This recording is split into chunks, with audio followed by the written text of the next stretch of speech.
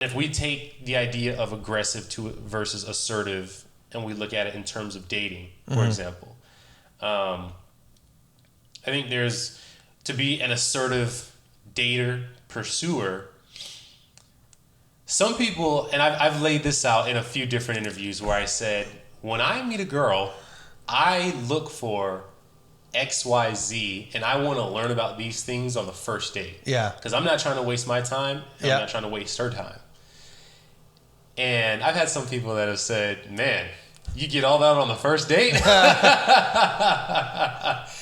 And they might see that as a little aggressive. Yeah. But for me, like, for example, I might say that I want to know, are her parents still together? What is her relationship with her father like?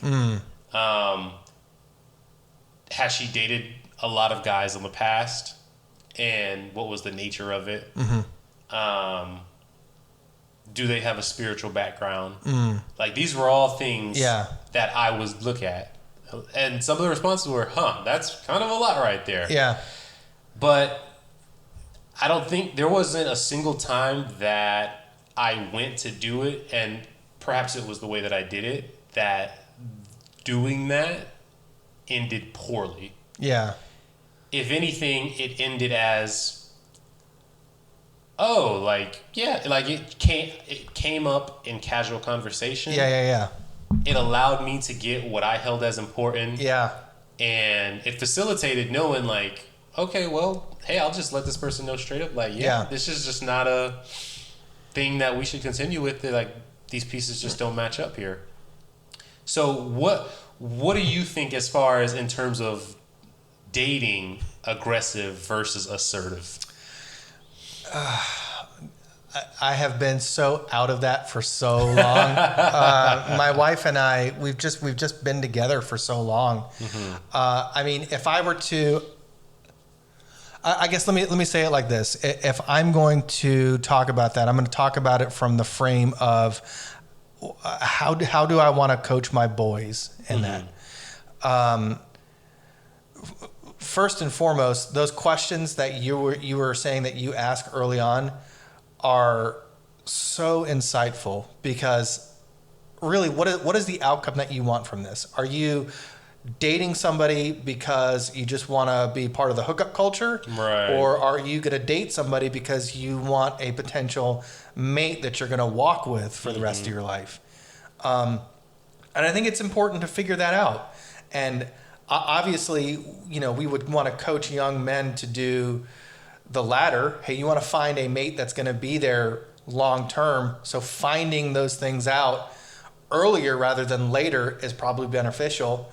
But not everybody's gonna look at it like that. It's just we're in a world where that type of thing is glorified and magnified in the wrong way.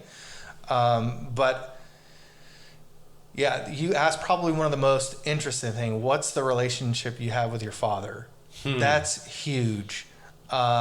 It's kind of funny because, like, you see memes on the internet, she's got daddy issues, like all this ridiculousness that sometimes is joked about, but it's not funny. Yeah.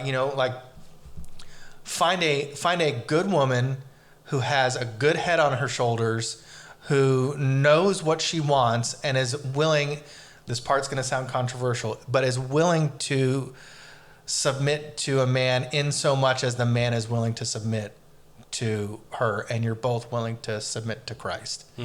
Because you hear a lot of that stuff. Well, I'm never gonna submit to a man and all this other stuff. But there's a whole dynamic at play here with that. Like, there are times where my wife puts her foot down. Okay, honey, you know what? You're convicted about that. We're gonna do that. Perfect example. We're remodeling the house. We're doing a kitchen remodel. I remember I was talking to a guest you had on here, Pastor Kevin. I was talking to him a couple weeks ago, and he goes, "You really don't have a choice. You get the kitchen."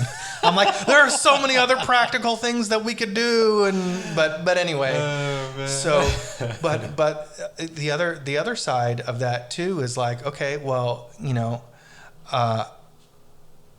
my wife, when we were broke and we were poor, my wife was always the detail-oriented checkbook person, and I was always the big picture.